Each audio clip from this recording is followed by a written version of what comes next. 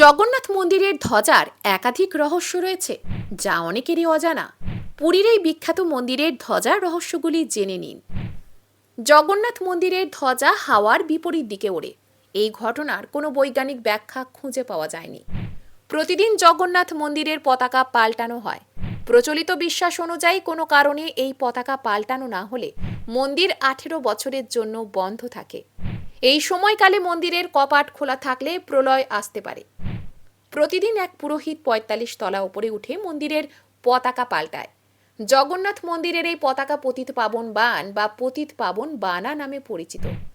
পৌরাণিক কাহিনী অনুযায়ী এক ভক্ত স্বপ্ন দেখেন যে মন্দিরের পতাকা পুরনো হয়ে গিয়েছে ও ছিঁড়ে গেছে। এরপর মন্দিরের পুরোহিত পতাকা ছেঁড়া অবস্থায় পান। এই কারণে প্রতিদিন জগন্নাথ মন্দিরে নতুন পতাকা লাগানো হয়।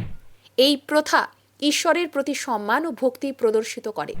মনে করা হয় পুরনো পতাকা অশুভ শক্তি শোষণ করে নেয়, তাই সেটি পাল্টে ফেলা হয়।